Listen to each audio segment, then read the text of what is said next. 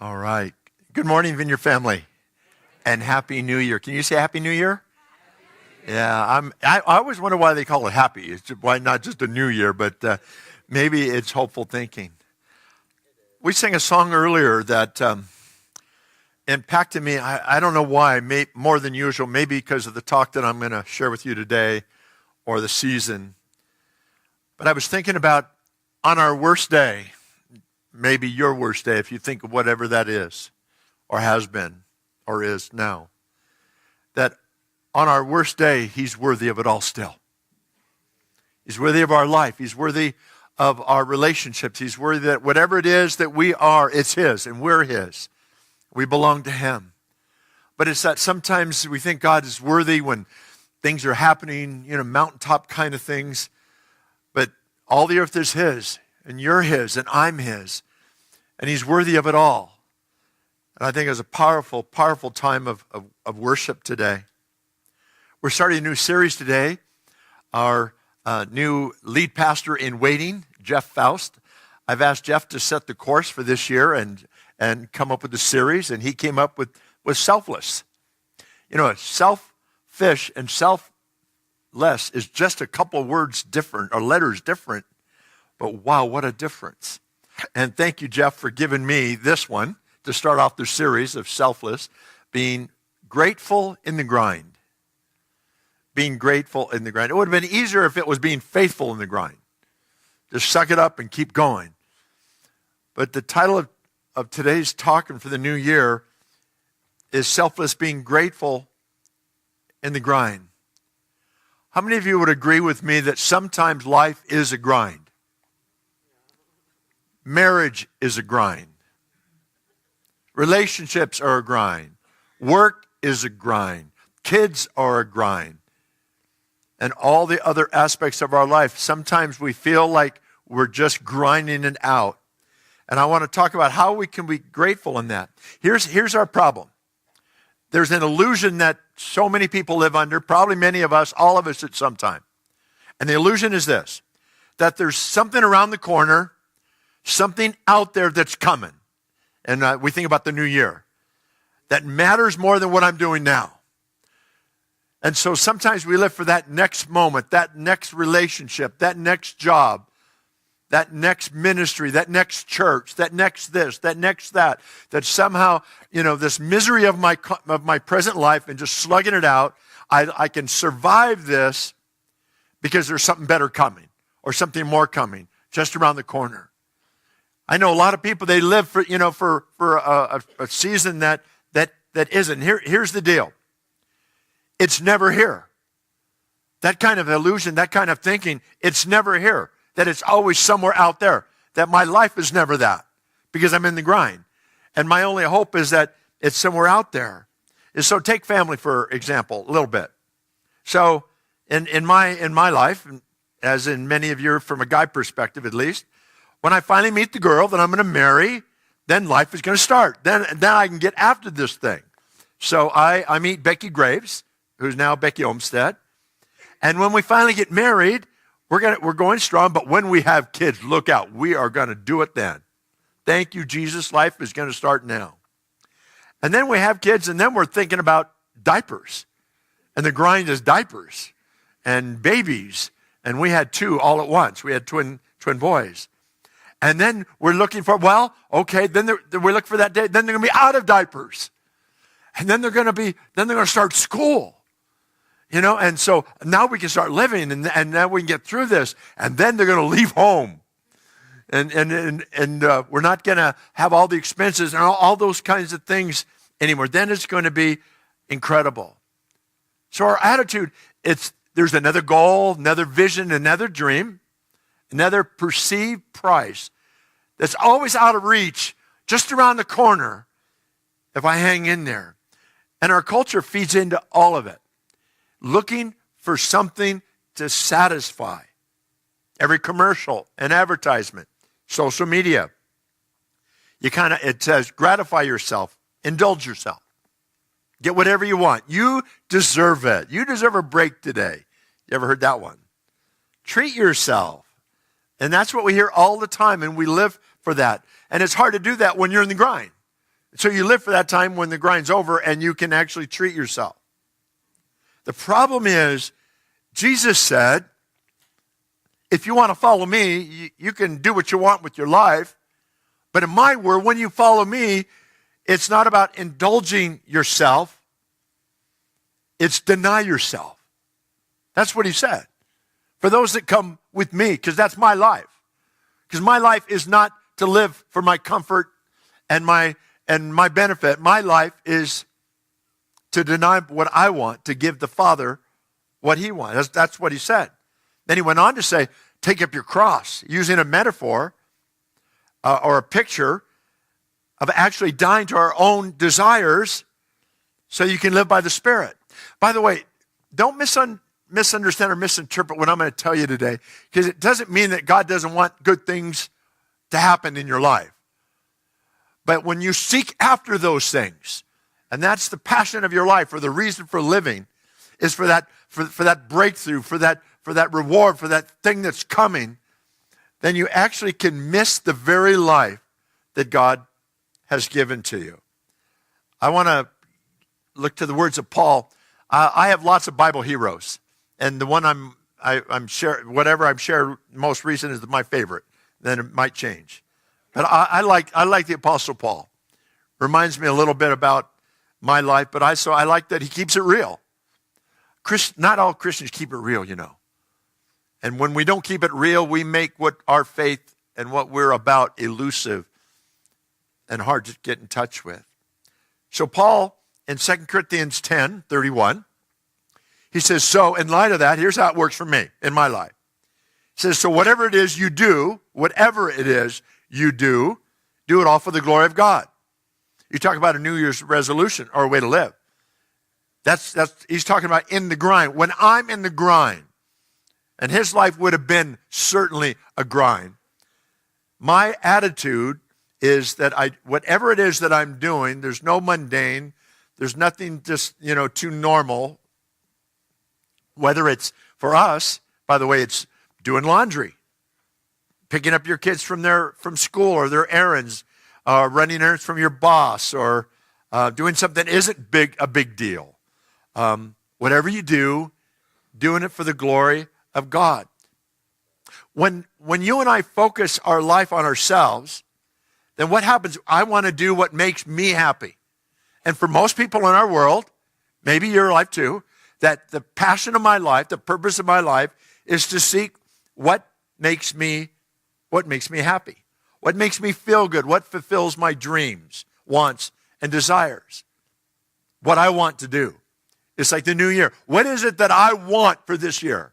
What do I want for me? What do I want for my life? What I want to stop doing and start doing and all the rest of it. Yet Jesus says it starts by denying yourself and live to glorify me and everything that you're doing.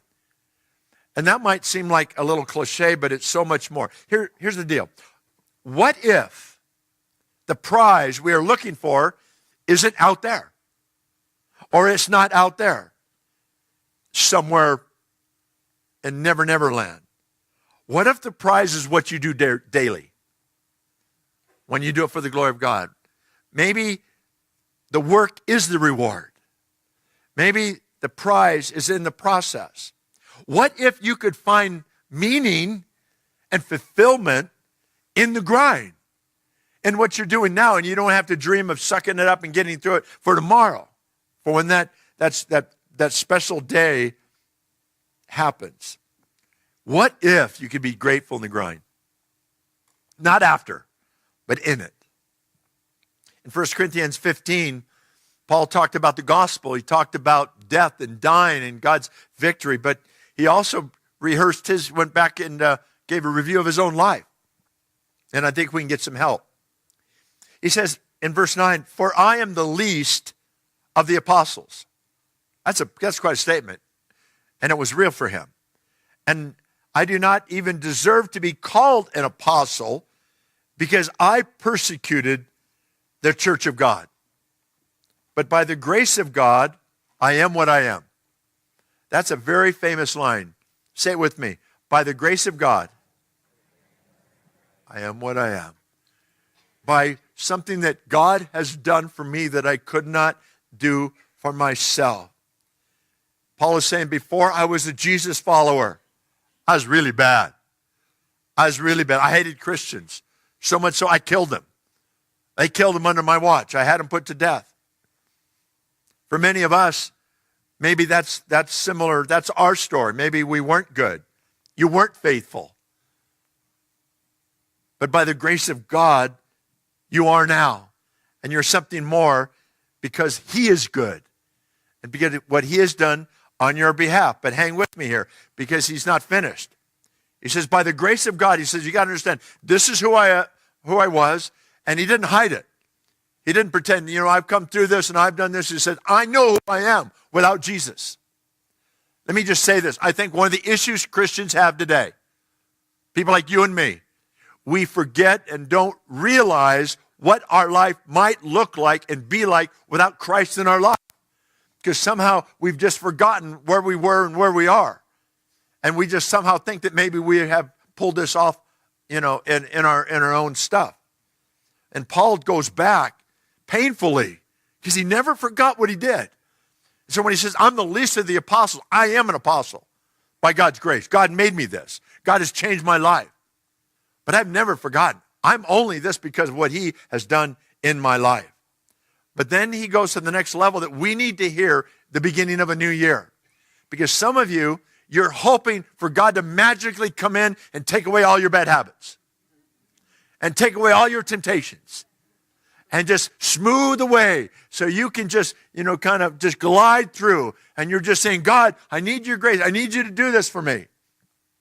But what he says now is actually quite challenging.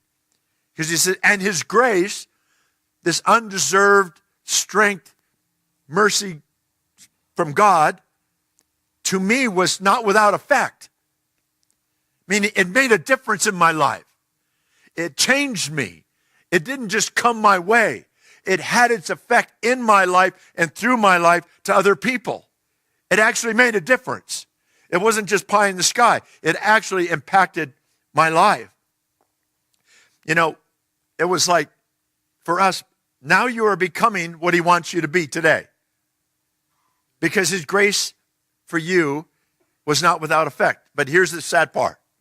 For some of you here today, and all of us at some point, his grace has been without effect.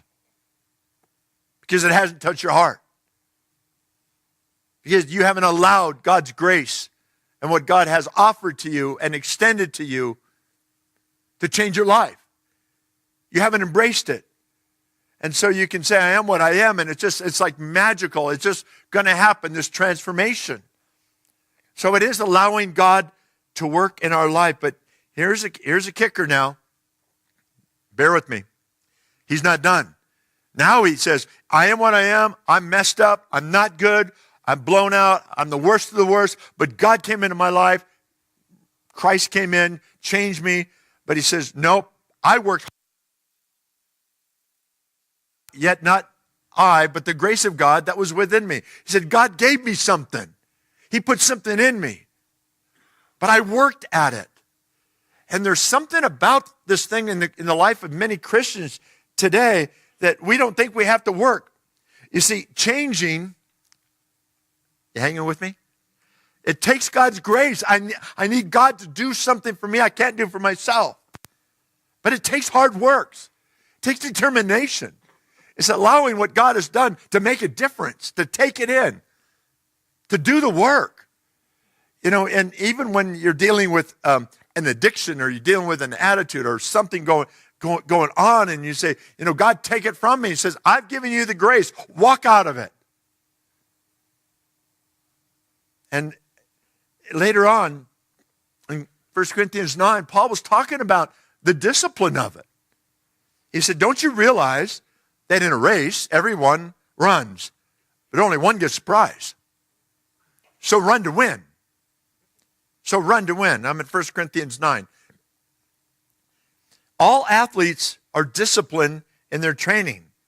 They do it to win a prize that will not fade away, but we do it for an eternal prize.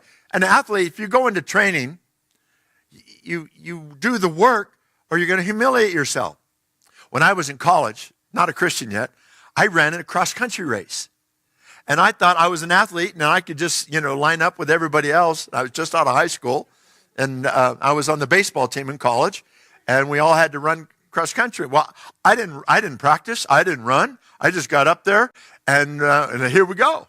God, you called me here. And whoa. Well, I tell you what, before the first mile, I was so far behind everybody, I didn't know where to turn. And I turned the wrong way.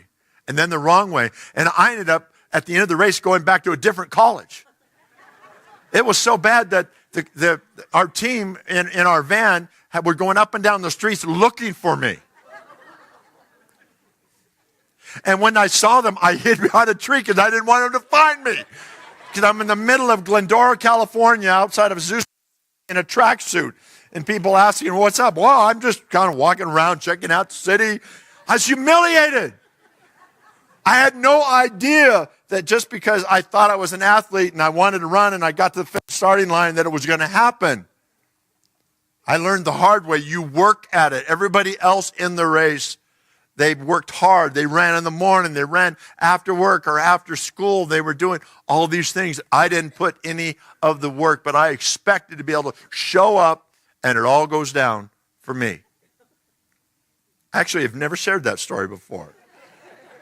Not even first service. So he says, I run with a purpose. Listen to that. I run. I live with a purpose. I'm not just shadow boxing. I discipline my body like an athlete, training it to do what it should. Otherwise, I fear that after preaching to others, I myself might be disqualified. That was Paul's fear. That I would proclaim something that's not true in my own life. That was a big deal to him. And it's been a big deal to me. Even teaching today, thank you, Jeff Faust. It's like grateful in the grind. It's like I'm living this right now in my own life. Thinking about the 36 years of leading our church and my attitude toward all of it. And sometimes it's been whatever, up and down. I can imagine Paul saying, I realize that following Jesus is not going to be easy. It's not going to be comfortable. I was beaten. I had to go on. I got shipwrecked. Well, you just move on. One time I was bitten by a snake. Didn't like that, but I shook it off. And here's the key for Paul that may be helpful to you and me. Are you ready? Paul was not wishing his current season away. Too many of us were wishing this season we're in to go away. Wherever Paul was, he was there. He was all there. He wasn't somewhere else. Whatever he did, he was doing it to the glory of God. This is where I am. God, I'm going to glorify you in this. When he was in prison, he didn't just say, one day when I'm finally out of prison, then I'm going to get back to doing it.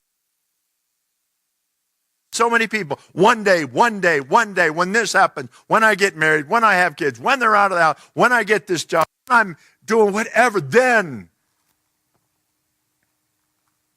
Friends, that day never comes with that attitude. Because there's always something out there that's never here. It's never here. It's always somewhere else. And so he didn't say, when I get out of prison, instead he says, give me a pen and some paper. I'm writing the Philippians a letter because they need it. I'm going to do whatever I have to do. I'm here. I'm going to make the best of it. I'm going to glorify God in this grind that I'm in. And it was a grind that Paul didn't choose. It wasn't one of his dreams of how his life would be at that particular season when he was shipwrecked. Do you know what he didn't say? He didn't say, well, God let me down. I prayed for protection, and here I am shipwrecked again. He's like, you know what? We didn't die, so we might as well keep on going. God must be still with us. I'm still breathing. That was his crazy attitude. He said, man, this is not what I was hoping for, wishing for. When Barnabas turned on him, his friend, his Christian brother, said, I'm not partnering with you anymore. He didn't go, I can't take it anymore. Christians, you can't trust any of them, I'm leaving this church because Barnabas hurt my feelings. No, he said, you know what? I don't have time for this. I'm not going to get bitter. There's work to be done, because whatever I'm doing it for the glory of God. We got business to do right now and right here. So maybe you're changing those diapers, making those sale calls, doing that construction, building those decks or those houses. You're doing the laundry, doing something for your boss that you don't like. In that moment, even though it might be incredible, sexy to be something bigger outside, we do it with integrity. What's before us, what's in front of us. Because it's for him, and it's about him. And we do it with purity of heart, not wishing it away, with the heart of a servant. And we declare that this task is for the glory of God. And you control that in any and every situation that you are in. And suddenly, you wake up, 2019 maybe, and you realize maybe the work is the reward. That what you're doing is the reward. Maybe the prize is in the process. And in everyday life, when you're grinding it out, doing those normal things, you can say, I can be grateful even in the middle of the grind. Let me tell you one of my grinds. And I didn't have a great attitude. Actually, I described it for many years as the low point of my life. And it was after college, which is a miracle of miracles. I went back to a little city called Tehachapi, California. And that was a city that a number of families took me in when I was a teenager. And I lived with various families. And I had a very big attachment in that community, doing sports and everything. I was going to be there for the summer. At the end of the summer, I get a phone call from my mom. And she basically says, I can't handle your brother. Will you take him? It was my brother Mike, who was 15 years old. And everything in me said, no way. I'm here for the summer. I'm not ready. I'm ready to go to grad school. I got a life. All my friends are doing the next thing in their life. This was not the plan that I had for me. Because I felt guilty abandoning our family to some degree and going to college, I ended up saying yes. I didn't want to say yes. I said yes, but I knew saying yes meant no grad school right then. I got to do it later. And so my 15-year-old brother, he came to live with me. And then a month later, I get phone call number 2, and she said, I can't handle your brother Mark. Will you take him? So now I'm 23 years old. I have a 13-year-old and a 15-year-old. That's part of, and I didn't grow up with a dad. I don't know. I have a clue about any of this. I'd given my life to Christ by then, and so that was a reality. And so that changed everything. It sure changed my dating life, believe me. I got to get home. Why do you got to get home? Well, I got 2 boys at home. You got 2 what? There was a lot of things going, and I had people say, Rick, you just hang in there. I know this is a tough time in your life. You just hang in there, and later on, around the corner, when they're gone, you'll have your next step. Let me tell you what I found out. It was that season, in that grind, that mattered more than anything that I didn't realize at the time. It was glorifying God in the life of my brothers and giving them a chance that I had gotten. And yeah, I had to say no to a lot of things that, a young 20-something would have wanted.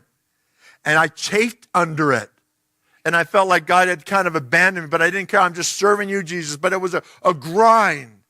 And then people would always talk about, look forward, don't, and instead of just embracing them in that moment and honoring God in that circumstance of my life. I look back in that part of my life now, and it is the most crucial, critical time in God shaping who I am as a person, as a leader, as a pastor, and anything else.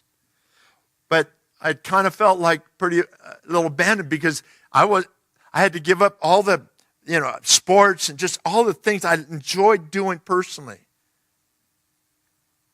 But I missed it because I wasn't grateful in the grind. I'm grateful now. I wish I could have been grateful then in the midst of that. I can be grateful in the middle of the grind, and so can you, my friends. Let me give you 3 enemies that we face. If you're with me. Are you with me so far? maybe this last few months of teaching, I don't know, it's just that God's just bringing some big things to the surface for me that I just want you to have so much. Because I want you to have the life that God has for you. And pursuing a self-life doesn't get you there. Have you figured that out yet? You don't, denying yourself, picking up your cross makes you a winner, not a loser. You don't miss out on anything. Because God cares about you, and the life that he has for you is when you lay down you, he gives you him. Have you figured that out yet? Some of you haven't. Some of you says, I don't know what he's talking about. But if you get this, one of our enemies is the three pictures. One is the pillow. Picture the pillow, the seduction of comfort. And it's all around us, driving us, better home. You don't have a garage, then you get one. Then you want two. Then you got to have a 3-car. Better job, more money, different boss, new car with heated seats. A new wife, a new husband, a new church. One that will make you happy and make you comfortable and make you feel the way you want to feel. Whatever it is, here's how it works. If I just had that, then I'd be happy. The right mate, the right church, the right job, the right house, the right this, and it's never ending. If I just had enough, and I've been thinking about this in this stage of my life. If I just had enough to take it easy. That's what a lot of people are working for. I can do the grind because I'm just going to work hard enough so I can take it easy. God never called us to easy. He called us to deny ourselves. You know that? Not everybody's talking about that these days. He never called us to easy. Here's the deal. Easy never changed anything or anybody. My life with my brothers was not easy. My life growing up was not easy. Some of the decisions I've had to make in my life are not easy, and same with you. And if you always choose easy, nothing changes. Nothing real happens. You're never going to make a difference choosing easy. And yet it's coming at us all the time.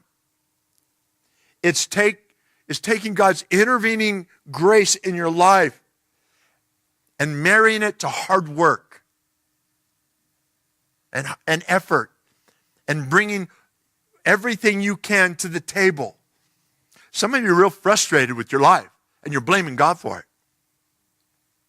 You're blaming God for stuff that he's given you grace and he's waiting for you to take that grace and get to work and do what you have to do.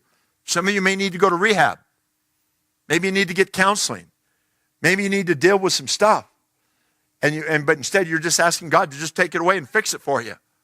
Well, he's giving you grace to fix it. But you got to walk it out. Smile if you still love me. All right.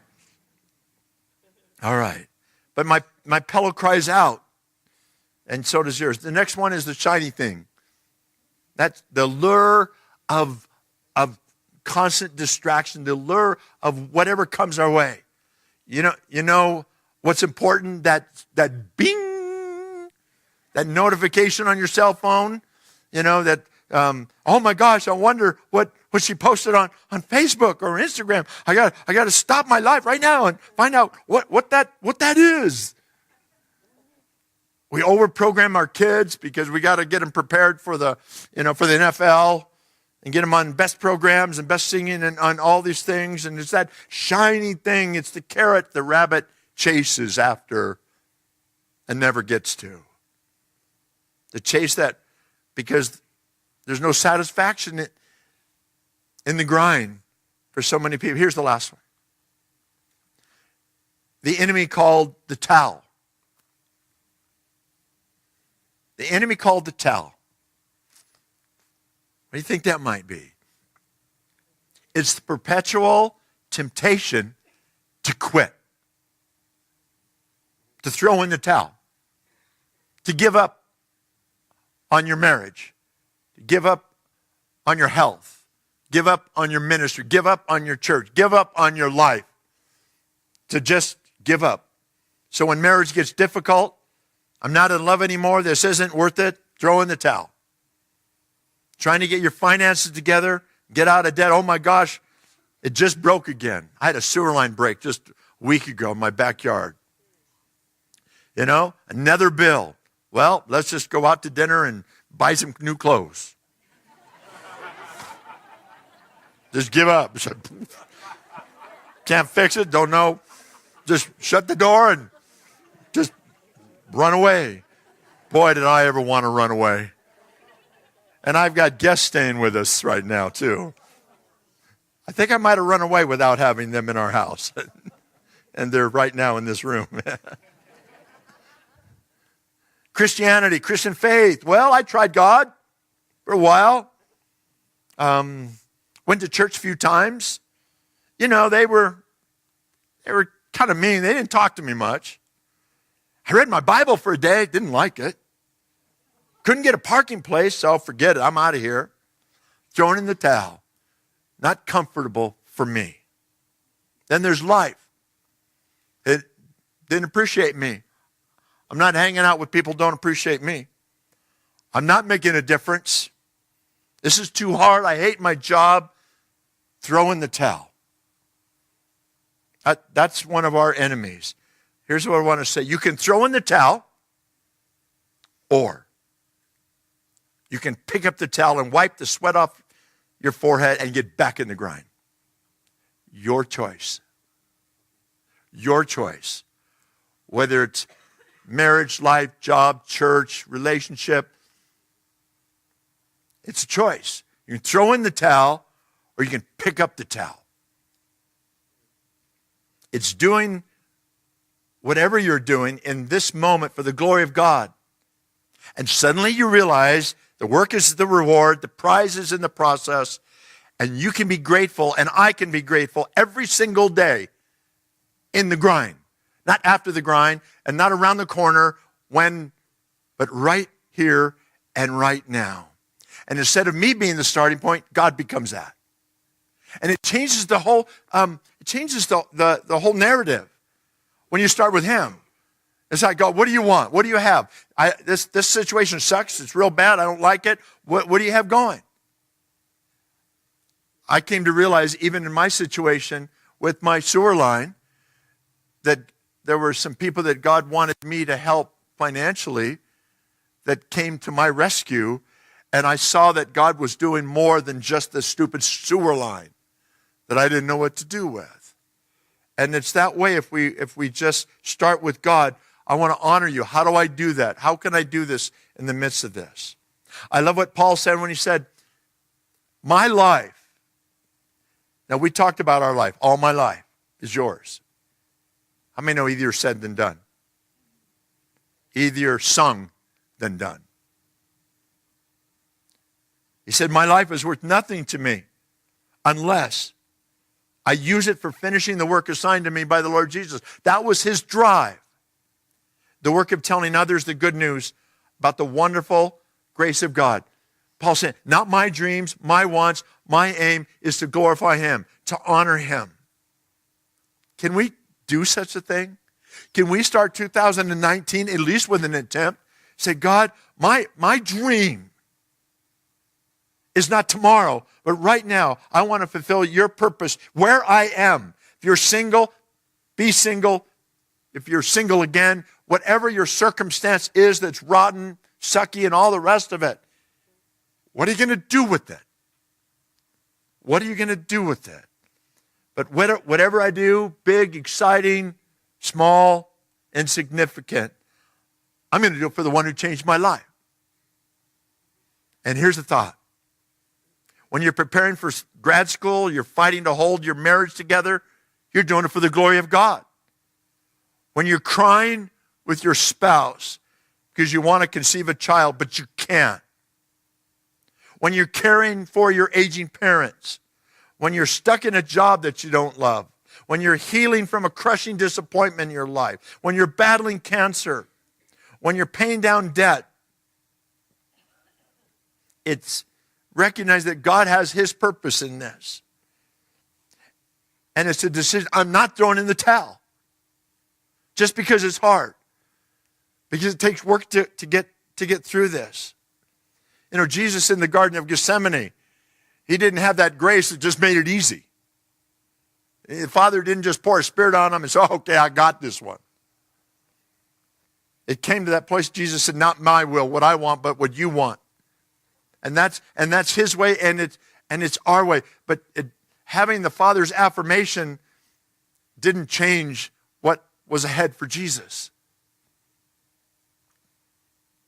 Someone said, a servant is who I am, not just what I do. See, if being a servant is what you do, you lose.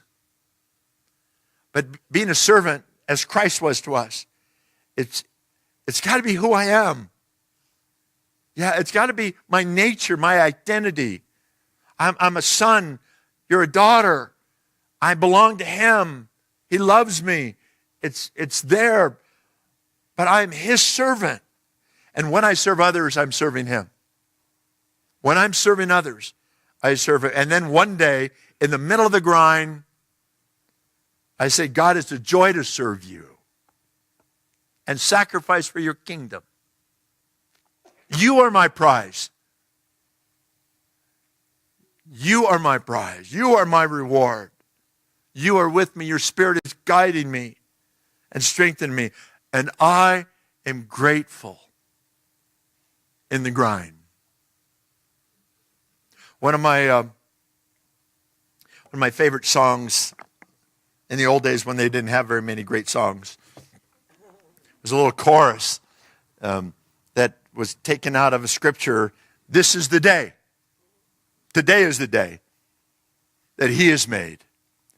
And I will rejoice and be glad in it. You know, that means a choice.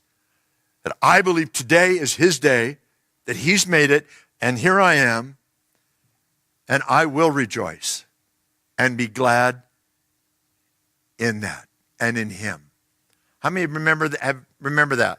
How many have heard the song before? Let's stand.